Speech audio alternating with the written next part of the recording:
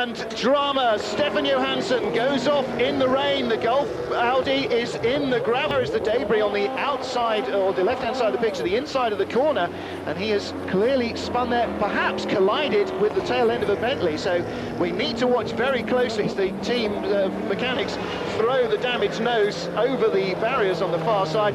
Johansson's still got power, but here is the images, or here are the images that we anticipated right from the beginning of the morning today. Teams hurriedly getting tyres ready. Now, in some garages there will be mass panic.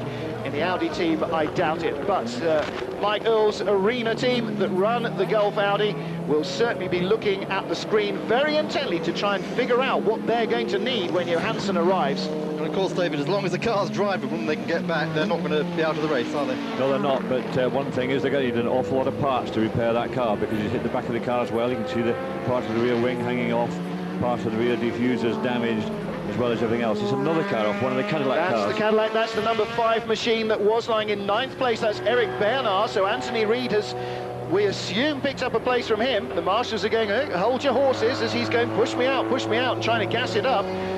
Well, I would certainly, if I was in race control, hesitate to throw a yellow flag and safety car period at the moment, but look at the speed of the cars.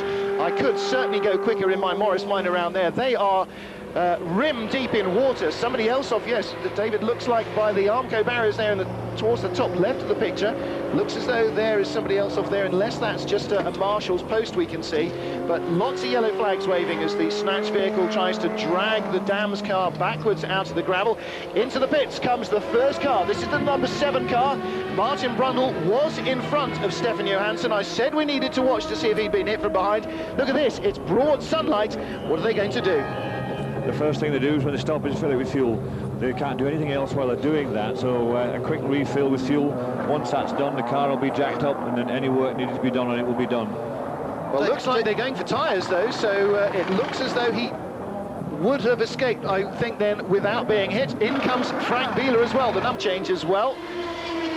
Wayne Taylor brings in his Cadillac for tyres. The third Oreca prototype is in. The 2 Panoses keep thundering around, and the safety car is out. Yellow flags and the safety car is on the circuit. Well, just 15 minutes into the 24 hours of Le Mans, we already have a safety car. We're going to try and catch up with American Celine's, the black and white one it was. Could well be. This is replay pictures of Stefan Johansson's car coming in. Well, he was the first to strike trouble as the rain swept across the circuit. We can't, in fact, see much farther than the back of the paddock. No, it's blowing away, in fact. The dense rain is now blowing away. But look at the front of that Labra car. Yeah, that's more than body work, isn't it? I'm afraid it is. He's definitely bent his suspension on that car there. You can see crabbing all over the place. He's got a big queue of cars behind him trying to get in here. Now, of course, this may not be an absolute disaster for Stefan Johansson in Gulf, because the safety car's out, the race is neutralised at the moment. It may give them time to do some quick work and not lose too much time. I think he's going to lose a reasonable amount of time. There's a fair bit of work to do on that car, and the quickest thing they can do is jack it up, push it inside, and set about with a lot of people, because as long as you leave the car outside, you're stuck to only 4 people working on it. So anybody needing to do a lot of work needs to get it in very quickly. Working on the basis that car number 60, Celine, has come in, and it's car number 61, the Conrad Celine, that's stuck in the barrier along with his other 4 cars. Yeah, pretty good process of elimination in my book. Now, the number 3 champion Audi has come in for tyres, and the American teams quite often will go for a tyre change under safety car regulations, or a top-up. It's a little early after 15 minutes to top up with fuel. They've just done 4 laps.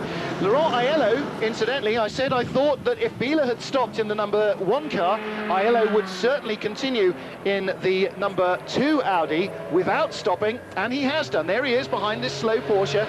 Now, obviously, behind the safety car with speeds greatly reduced, his chances of staying on in the slick-shod Audi are much greater, so I think that gamble may just swing in his direction and help increase his advantage. The number 3 car you saw there being worked on at the rear.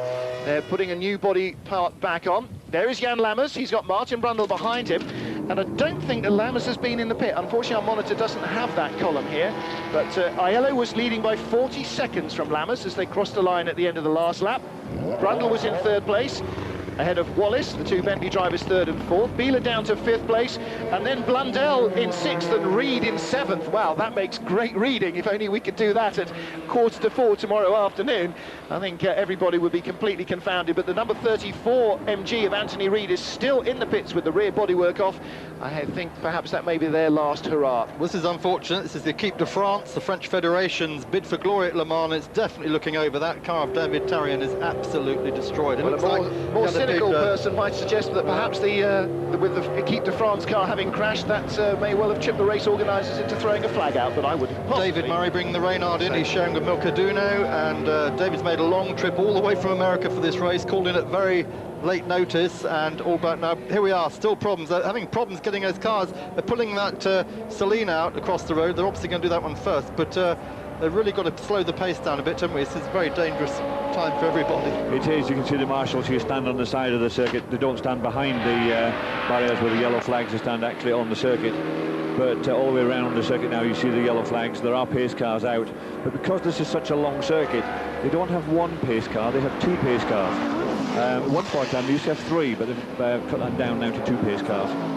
Well, Milka Duno bringing in the Dick Barber Racing Reynard, and that car being dragged back into the garage. Not only had she lost the front bodywork, but also the left front wheel was stationary and off the ground. We're looking at one of the that is the Celine. It's actually moving, David. Now, you know quite a lot about the makeup of these cars. You were at Ray Mallet Limited when they were being built.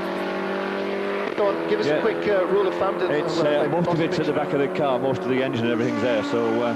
Well, there you can see Milka coming in the Dick Barber Racing car, their second string entry, and that left front wheel off the ground and flat shows that there is some substantial damage at the front. But again, a chance to look at the Celine. The Celine's obviously got a problem with steering. It's darting about at the front, but all the engine and everything else is at the back of the car, so they can manage to get that back as long as it's got some steering. And they can move a little bit, then they'll get that car back to the pits. I was wondering actually whether Tony Seiler was just twitching the steering. On board with Martin Brundle coming across the start line behind Jan Lammers. The safety car is out. These are the second, third and fourth place cars you're looking at. And the marshals, well, it's bad enough that they were poured on with rain in an instant, but working very hard as well to clear up the debris. And on the other side of the track there... It's the little Pilbeam. It is indeed the Pilbeam Nissan, run by Ray Rowan.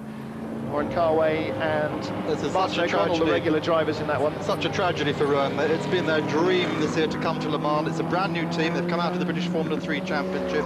They've done 2 or 3 races. They had a very good win at Monza in the FI Sports Car Championship. They were so delighted to get this entry at Le Mans, and now, probably through no fault of the drivers, Martin O'Connell, they've been involved in this fairly big